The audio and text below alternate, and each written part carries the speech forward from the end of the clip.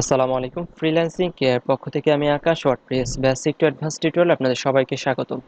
গত পর্বে আমরা ব্লগ পেজকে ডাইনামিক করেছিলাম। ব্লগ পেজের যে ব্লগগুলো সেটাকে ডাইনামিক করেছিলাম। তো আজকে এখানে একটা জিনিস বাকি ছিল, সেটা হচ্ছে সো হোয়াট ইউ থিঙ্ক। এই অংশটুকু কিন্তু বাকি ছিল।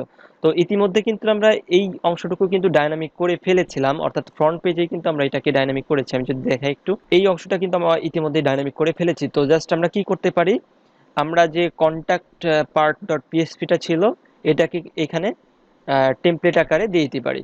সো আমি এটাকে পেস্ট করে দিলাম। এখন যদি দেখি কি অবস্থা। ওকে, পারফেক্ট। সো এটা কিন্তু এখন ডাইনামিক হয়ে গেল। আচ্ছা, এখন আজকে আমরা যেটা দেখব সেটা হচ্ছে আমরা যে দেখুন, আমরা কিন্তু এখানে অ্যাবাউট পেজে ক্লিক করলেও আমাদের ব্লগ পেজে চলে আসতেছে, আবার সার্ভিস পেজে ক্লিক করলেও ব্লগ পেজেই চলে আসতেছে, তাই না? তো এইটা কিভাবে সমাধান করা যায়, এই জন্য আমাকে কি কাজ করতে হবে, আমরা যদি আমাদের এইচটিএমএল ফাইলগুলোতে চলে যাই, আমরা আমাদের এইচটিএমএল ফাইলেতে যাই। আচ্ছা, আমাদের অ্যাবাউট পেজটা অ্যাবাউট ডট এইচটিএমএল, তাই না? আমরা যদি এখানে আমরা অ্যাবাউট পেজটা নিয়ে কাজ করি, অ্যাবাউট পেজের মধ্যে কি আছে আমরা দেখি একটু। আমি যদি আমার অ্যাবাউট পেজটা ওপেন করি, এই পেজটা হচ্ছে আমাদের অ্যাবাউট পেজ। আমার যেন এইখানে ক্লিক করলে আমার অ্যাবাউট পেজে চলে আসে সেরকম একটা সিস্টেম করে দিতে হবে, তাই না? তো এই জন্য আমাকে কি কাজ করতে হবে, আমার যে অ্যাবাউট পেজটা আছে অ্যাবাউট ডট এইচটিএমএল, সেখানে চলে যাব এবং এই পেজটার নাম দিব page slash sorry dash about dot PHP. তো যখন আমি এটার নাম দিব page dash about dot PHP, তখন আমি যখন অ্যাবাউট পেজে ক্লিক করব, দেখুন এখানে দেখাচ্ছে। আচ্ছা, এটা হচ্ছে আমাদের এইচটিএমএল ফাইল। তো যখন আমি অ্যাবাউট এখানে হোভার করছি, দেখুন টাইমার স্ল্যাশ অ্যাবাউট, অর্থাৎ পেজ ড্যাশ যে অ্যাবাউটটা পাচ্ছে তখন এটা বলে দিবে, অর্থাৎ স্ল্যাগটা পেয়ে যাবে। যখন আমি যখন এখানে ক্লিক করব, যখন এই অ্যাবাউটটা দেখবে, তখন সে পেজের কারণে এখানে আগে যে আমি পেজ নামটা দিয়েছি এই নামের কারণে সে অ্যাবাউট ডট পিএইচপি ফাইলে অ্যাক্সেস করবে, তাই না? তো এখন দেখি, রিলোড দিই আমি, কাজ করে কিনা। ওকে, রিলোড দিলাম। এখন আমি অ্যাবাউটে ক্লিক করি। তো আমাদের কিন্তু কাজ করেছে, আমাদের কিন্তু এটা অ্যাবাউট পেজের কন্টেন্ট। তো এগুলো ভেঙে চলে গেছে কেন? কারণ হচ্ছে আমরা যে অ্যাবাউট অ্যাবাউট পেজ পেজ এই তো। তো আমরা কিন্তু এইগুলোকে ডাইনামিক করি। তো আমি হেডার আর ফুটারকে ফেলে দিব, অর্থাৎ কেটে ফেলবো, এবং এখানে আমি কল করব হেডার এবং ফুটারকে।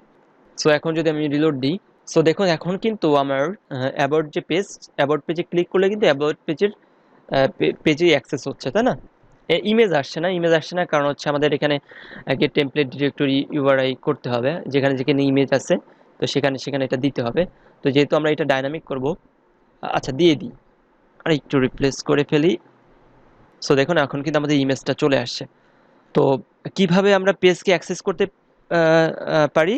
প্রথমে আমরা পেজের আগে, অর্থাৎ আমরা যে অ্যাবাউট পেজকে, এখানে যদি আমাদের অ্যাবাউট থাকে, কন্ট্যাক্ট থাকে, সার্ভিস থাকে, তো সবগুলো এইচটিএমএল ফাইল আগে আমি যদি পেজ ড্যাশ তার ফাইলের নাম ডট পিএসপি দিই, তাহলে কিন্তু প্রত্যেকটা স্ল্যাগ ধরে, অর্থাৎ এখানে স্ল্যাগ হচ্ছে, অ্যাবাউটটা হচ্ছে স্ল্যাগ।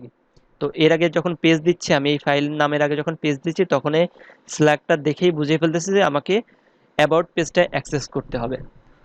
তো এরপরে যদি আমরা এটা করলাম, এরপর যদি আমি কন্ট্যাক্ট পেজকে করতে চাই তো কন্ট্যাক্ট পেজও করতে পারবো, কোনো সমস্যা নেই। তো এখন আমরা অ্যাবাউট পেজটাকে ডায়নামিক করব।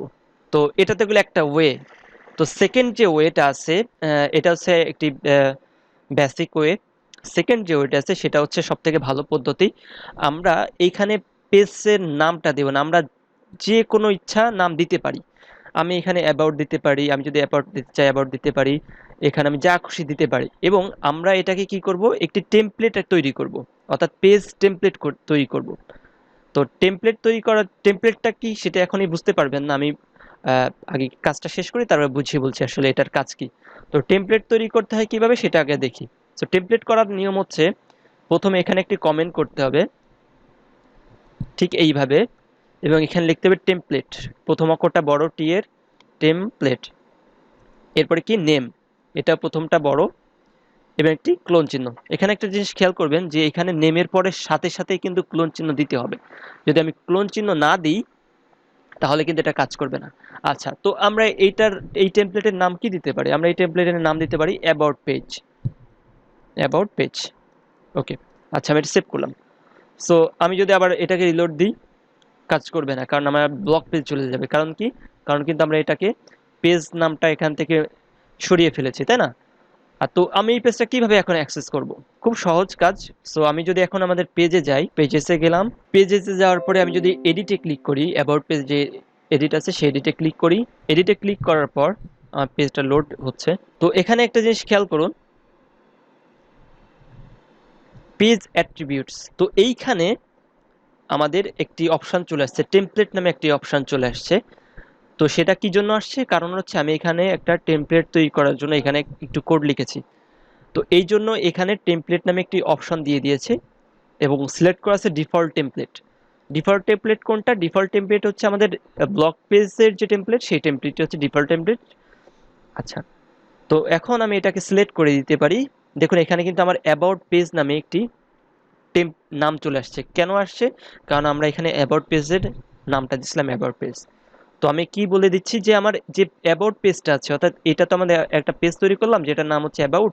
তো এটা আমি সিলেক্ট করে দেবো কোন টেমপ্লেটে, অর্থাৎ কোন পিএইচপি ফাইলটি এটি অ্যাক্সেস করবে, এই পেজটা অ্যাক্সেস করবে। তো আমি বলেছি অ্যাবাউট পেজ এবং এটাকে আপডেট করে দিচ্ছি। দেখুন এখন কিন্তু আমার এই পেজটাকে অ্যাক্সেস হচ্ছে। তো আমি কিন্তু দুইভাবে করতে হবে। একভাবে হচ্ছে পেজ আগে ফাইলের আগে পেজ নাম দিয়ে, আর একটা হচ্ছে টেমপ্লেট তৈরি করে। তো এখন আমরা কোনটা করব? আমরা করব হচ্ছে টেমপ্লেট নাম দিয়ে, অর্থাৎ টেমপ্লেট অপশন ক্রিয়েট করে আমরা এরকমের ফাইলকে অ্যাক্সেস করব। তো আশা করি বুঝতে পেরেছেন কিভাবে টেমপ্লেট তৈরি করতে হয়, কাস্টম টেমপ্লেট তৈরি করে কিভাবে আমাদের ফাইলকে অ্যাক্সেস করতে হয়। এবং প্রত্যেকটা পেজের জন্য, অর্থাৎ about page, contact page, service page, প্রত্যেকটা পেজের জন্য আমরা এরকম টেমপ্লেট তৈরি করব। টেমপ্লেট তৈরি করে সেগুলোকে অ্যাক্সেস করব। আজকে ভিডিও এই পর্যন্তই। আগামী পর্বে আমরা অ্যাবাউট সেকশনটাকে ডাইনামিক করব। কিভাবে ডাইনামিক করতে হয় সেটা আমরা দেখব। সো আপনাদের যে টাস্কটা থাকবে, আপনারা যে কাজটা করবেন, এই অ্যাবাউট পেজটা আমরা যে ফ্রন্ট পেজটা করেছিলাম, ফ্রন্ট পেজটা যেভাবে রিল্যাক্স ফ্রেমওয়ার্ক দিয়ে করেছিলাম, ঠিক অ্যাবাউট পেজটাকেও আপনারা কী দিয়ে করবেন? রিল্যাক্স ফ্রেমওয়ার্ক দিয়ে ডাইনামিক করে ফেলবেন। এবং এটার একটি স্ক্রিনশট, অর্থাৎ আপনারা যে কাজটি করেছেন সেটা একটি স্ক্রিনশট এবং যে কোড লিখেছেন সেই কোডের ফাইল কোথাও আপলোড দিয়ে আমাদের কমেন্ট সেকশনে সেগুলোকে শেয়ার করবেন। তো আজ এই পর্যন্তই। সবাইকে আবার ধন্যবাদ। অবশ্যই আমাদের ফ্রিল্যান্সিং কেয়ারের ইউটিউব চ্যানেলটিতে সাবস্ক্রাইব করবেন।